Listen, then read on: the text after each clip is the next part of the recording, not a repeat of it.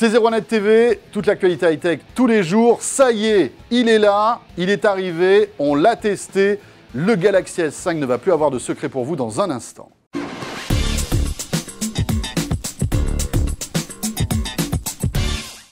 Et surtout, n'oubliez pas, jusqu'au 28 avril prochain, vous pouvez jouer avec nous et participer à notre concours 100 000 abonnés YouTube.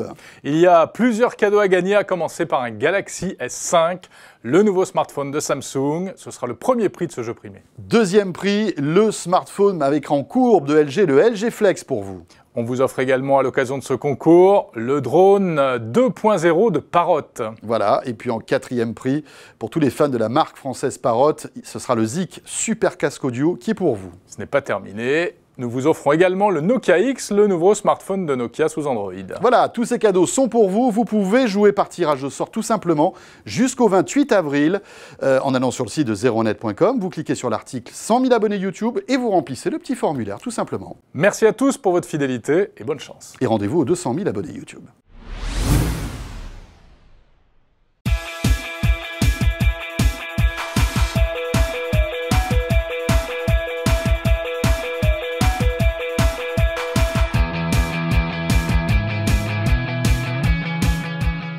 Et on va vous proposer un test un petit peu particulier aujourd'hui. Vous allez voir qu'on va mettre les mains dans le cambouis pour s'intéresser à toutes les fonctions de ce Galaxy S5.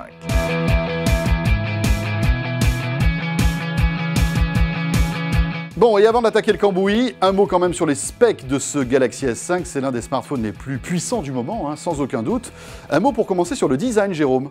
Il est beau, il est fin, mais regardez, il est beaucoup plus grand que le Galaxy S4, son prédécesseur, Oh alors que l'écran n'a pas beaucoup gagné. Oui, c'est très bizarre. On se retrouve avec un téléphone beaucoup plus grand, alors que finalement, il n'y a que 0,1 pouce d'écart entre les deux. Hein. Ouais, alors on retrouve le dos un petit peu bizarroïde, comme sur le Galaxy Note 3. Tout à fait.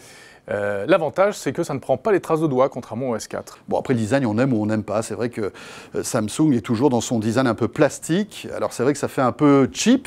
Mais c'est léger. C'est léger. En effet, on voit que là, Samsung a fait quand même un petit effort, justement, avec ce côté granuleux à l'arrière.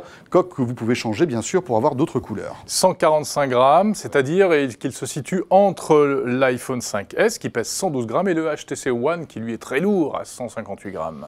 À l'intérieur, il a un cœur Snapdragon, les amis. Et là, croyez-moi, ça rigole pas du tout. C'est le S801, c'est le processeur Snapdragon le plus puissant du moment.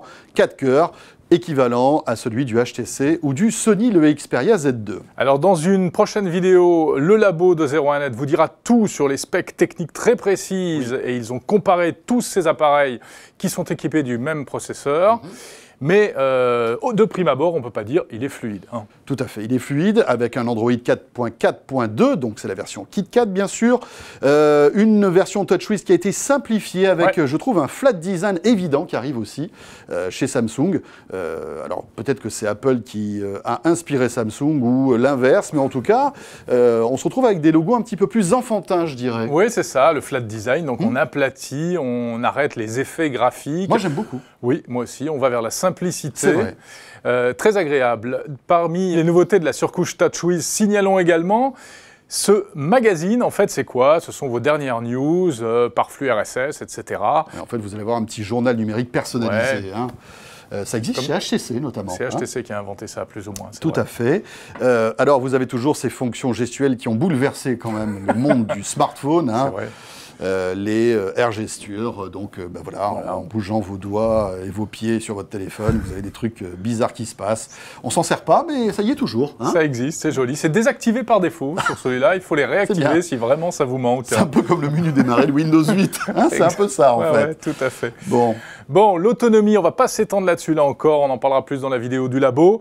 Grosso modo, la batterie est un peu gonflée par rapport au Galaxy S4, mais vous verrez tout à l'heure que ça ne veut pas forcément dire grand-chose. Voilà, batterie de 2800 mAh. Bon, vous savez quoi maintenant? On va tester les fonctionnalités fortes de ce Galaxy S5. Allez, on partage le boulot, François. On se partage le boulot? Allez, on y va. Et direction la cafette de 01net maintenant pour tester l'une des grosses fonctionnalités attendues de ce Galaxy S5, c'est l'étanchéité. Regardez, un évier, un Galaxy S5. Jusque-là, tout va bien. Oula, c'est un peu froid. Tu vas avoir froid, mon Galaxy S5, mais je pense que ça devrait aller. Donc ça y est, on le plonge dans l'eau et on va voir ce qui va se passer. Hop là. Alors, première chose que vous remarquez, on ne peut pas utiliser en fait l'écran sous l'eau. En fait, les fonctions tactiles sont complètement désactivées, mais en revanche, vous pouvez, si vous le voulez, prendre des photos. Là, je viens de lancer l'appareil photo et je vais photographier l'évier. À mon avis, je vais faire une très très belle photo, vous allez voir. Ok, donc là, je le plonge dans l'eau. Regardez, et je vais lancer. Donc une photo, superbe photo. Là, il n'y a pas à chipoter. Donc en fait, l'appareil photo fonctionne sous l'eau. Ça peut être sympa si par exemple vous êtes à la piscine et que vous voulez photographier un ami, ça marche. En revanche, pour la vidéo, on va faire le test tout de suite. Donc je passe en vidéo et je plonge toujours l'appareil. Et là, de la même manière, je peux aussi filmer sous l'eau. Donc ce Galaxy S5 est en fait étanche et répond à une norme bien précise qui est la norme IP67. Il est donc protégé contre l'eau, contre le sable, contre la sueur et contre la poussière. Alors comment Samsung a fait pour rendre son Galaxy S5 étanche? Eh bien c'est tout simple. Il suffit en fait d'enlever la coque arrière et vous allez comprendre tout de suite. Regardez bien, vous avez tout autour en fait de cette coque un joint qui va en fait protéger les composants vitaux électroniques du smartphone. C'est-à-dire la batterie, et puis on va dire les composants électroniques importants. Et quand vous fermez en fait cette coque, ça va rendre étanche toute cette partie, tout simplement. C'est plutôt malin, et ça fonctionne. Donc bravo Samsung, test d'étanchéité réussi. Alors le voici, le système d'empreinte digitale du Galaxy S5 qui a déjà fait pas mal parler de lui. Voilà, il suffit de glisser son doigt sur le bouton central pour déverrouiller le téléphone. Donc ça sert à déverrouiller le smartphone, ça permet également de s'authentifier pour faire des achats en ligne via PayPal, et cela permet aussi d'activer le système de sécurité Knox, ça c'est surtout pour les professionnels. Mais malgré tout, eh bien, on va vous le dire, on est un peu déçu par ce lecteur d'empreinte digitale qui est clairement moins évolué que celui de l'iPhone 5S, puisque c'était véritablement la particularité sur le dernier téléphone d'Apple. Alors pourquoi? D'abord parce qu'on ne peut enregistrer que 3 doigts, alors que sur l'iPhone on peut en enregistrer 5. Ah ben oui, mais ça a son importance. Et puis surtout, il est moins souple, car sur l'iPhone par exemple, il suffit de poser son doigt, et en plus on peut le poser dans n'importe quelle position. Voilà. Tandis que sur le Galaxy S5, eh bien c'est pas la même chose, c'est plus traditionnel.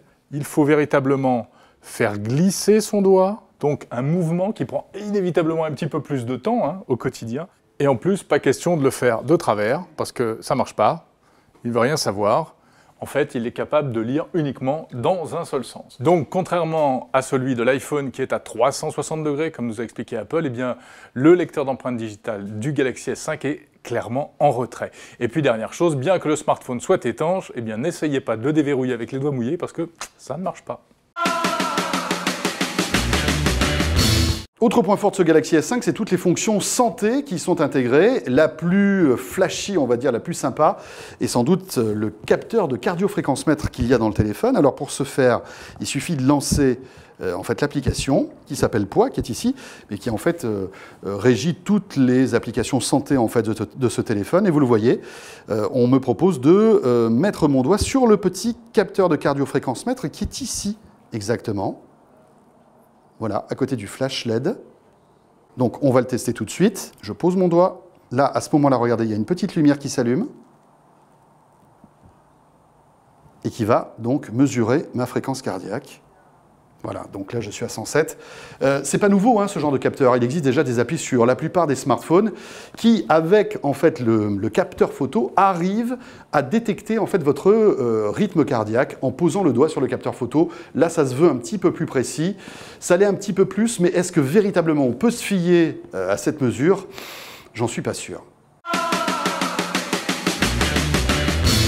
Alors là, nous sommes dans le coin photo du labo de 01net qu'on a annexé pour quelques minutes, non pas pour faire des tests très poussés de l'appareil photo du Galaxy S5, mais juste pour essayer d'avoir une impression comme ça d'ensemble, car la photo c'est très important sur le S5, il y a énormément de fonctionnalités. Alors on le rappelle, appareil photo 16 mégapixels, et puis surtout des petites choses sympathiques comme un autofocus ultra rapide qui permet tout simplement de déclencher très très vite avec une mise au point qui se fait immédiatement. Autre particularité plutôt sympathique, le mode HDR, qui permet donc par une combinaison de différents clichés de compenser les contre-jours. C'est-à-dire que vous êtes dans la rue, vous avez un ciel blanc très lumineux, et du coup, eh bien, ce qui se trouve au premier plan est un peu obscurci. Eh bien, en activant le mode HDR, on arrive à rattraper le coup et à avoir une photo relativement équilibrée. Alors, petit bémol tout de même, quand on zoome et quand on va voir dans les détails, eh bien, on détecte des petits artefacts qui montrent qu'en réalité, la combinaison des différents clichés dont je vous parle ne s'est pas faite de manière très harmonieuse. Mais enfin bon, sur le bel écran du Galaxy S5, on est rarement déçu malgré tout. Et à noter que le mode HDR fonctionne également pour la vidéo, et c'est là où véritablement ça prend tout son sens, car on va arriver à compenser des difficultés de prise de vue dans bien des circonstances. Autre particularité très sympa, c'est la fonctionnalité qui permet de refaire la mise au point après coup. Vous prenez une photo avec un sujet au premier plan, un sujet à l'arrière-plan, et ensuite, eh bien, vous pouvez très facilement, au choix, choisir de rendre flou ou de rendre net l'un ou l'autre pour donner un petit côté artistique aux photos. Ça, c'est très appréciable. Bon, gros point faible tout de même pour cet appareil photo du Galaxy S5, eh bien, on est toujours avec des résultats en basse luminosité qui sont assez décevants. Regardez ici, avec juste un filet de lumière, on a vraiment du mal à avoir autre chose qu'une photo pleine de bruit. En revanche, ce qui est plutôt sympa, c'est la fonction macro qui permet quasiment d'avoir une loupe électronique pour faire de très gros plans sur de tout petits détails. Bon, ce qui est dommage, c'est qu'on ne peut pas y accéder depuis l'appareil photo. Enfin, en tout cas, on n'a pas trouvé comment faire. Il faut aller chercher ça dans les widgets, etc. Pas très simple. Autre point intéressant de ce Samsung Galaxy S5, eh bien, c'est sa partie connectivité, notamment le Wi-Fi, qui est un Wi-Fi de dernière génération MIMO. Donc, si vous avez un routeur à la maison Wi-Fi ou une box qui est compatible MIMO, vous allez télécharger beaucoup plus vite qu'avec votre précédent smartphone. Et petite nouveauté qui s'appelle le Smart Booster qu'a intégré Samsung dans ce Galaxy S5. En fait, ça va être le cumul du téléchargement par le Wi-Fi, mais aussi par la 4G, si vous avez un abonnement 4G. Ça marche pour les fichiers qui font plus de 30 mégas, et dans ce cas précis, si vous activez cette fonction Smart Boost, eh bien vos téléchargements vont cumuler à la fois la vitesse de votre Wi-Fi, mais aussi la vitesse de votre 4G. Alors il faut savoir que, bien sûr, ce sera décompté de votre forfait 4G, et ça va très vite. Regardez un petit peu ce que ça donne en speed test, c'est assez impressionnant. Alors petit point faible, voire gros point faible, cette fonction Smart Boost ne marche pas avec le magasin d'applications de Samsung, Samsung Apps, mais ne marche pas non plus avec le Play Store. Donc si vous téléchargez un jeu qui fait 1 giga, ben ça ne marchera pas. Et c'est dommage.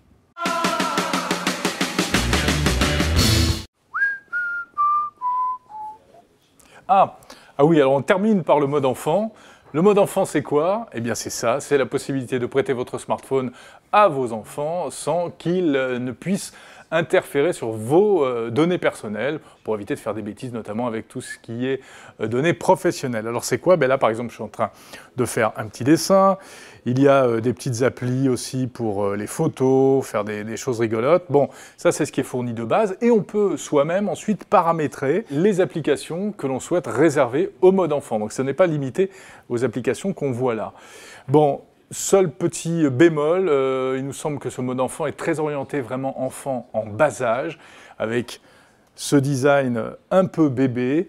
Et puis, je vais vous avouer, j'ai mis 1 heure à comprendre comment on en sortait de ce mode enfant et à trouver la porte de sortie. En tout cas, lorsqu'on l'a trouvée, il faut logiquement retaper le code pour repasser sur le mode adulte.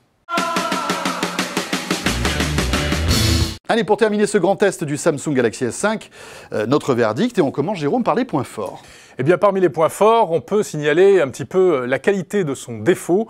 Pas de matériaux nobles, pas de métal, d'alu, de verre très lourd comme ça. Et du coup, c'est un téléphone léger. Et ça, c'est un avantage. Avec une bonne prise en main, me semble-t-il, bien qu'il soit un petit peu plus grand que son prédécesseur. Saluons bien évidemment, mais ça, c'est pas un scoop, c'est performance. La qualité de l'écran aussi. On est sur de l'AMOLED en Full HD, c'est superbe. Hein, voilà, rien à dire là-dessus. Alors, beaucoup d'avantages. Un smartphone étanche aussi, c'est très intéressant. Un smartphone puissant, bien entendu. Toutes les fonctionnalités qu'on vient de vous présenter, qu'on a évoquées en détail. Voilà. Son autonomie, même si, bon, on peut être moyennement étonné, hein, tout dépend de la manière dont on s'en sert de ce téléphone. Hein. Mais c'est vrai qu'on peut saluer quand même cette petite appli qui vous permet de baisser drastiquement toutes les fonctionnalités de votre téléphone pour augmenter l'autonomie. Ça, c'est bien vu. En résumé, on peut dire que sur le papier, c'est le plus spéqué du moment, indéniablement. Alors les points faibles maintenant, eh bien, ça va être tout d'abord, là c'est l'inverse, c'est le revers de la médaille. Des matériaux plastiques pas très luxueux par rapport à certains concurrents. Alors que ce téléphone coûte le prix d'un bijou un peu luxueux quand même. Hein. C'est ça le souci. Le point faible aussi, c'est son capteur d'empreinte digitale, vous l'avez vu tout à l'heure.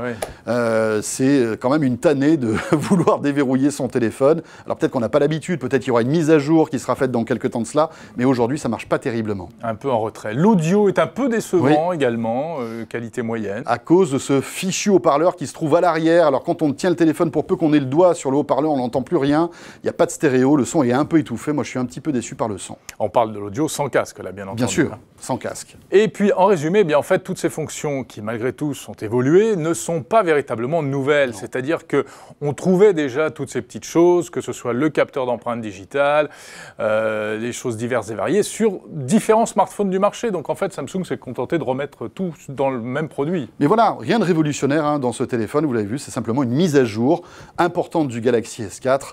Maintenant, faut-il craquer pour ce nouveau smartphone qui, rappelons-le, est vendu 679 €. À vous de faire le choix. Retrouvez sur 01net TV d'autres vidéos qui passent en revue toutes les particularités de ce Galaxy S5 qui, malgré tout, reste l'un des événements de l'année. Merci de nous suivre chaque jour sur 01net TV. À très vite. Salut à tous.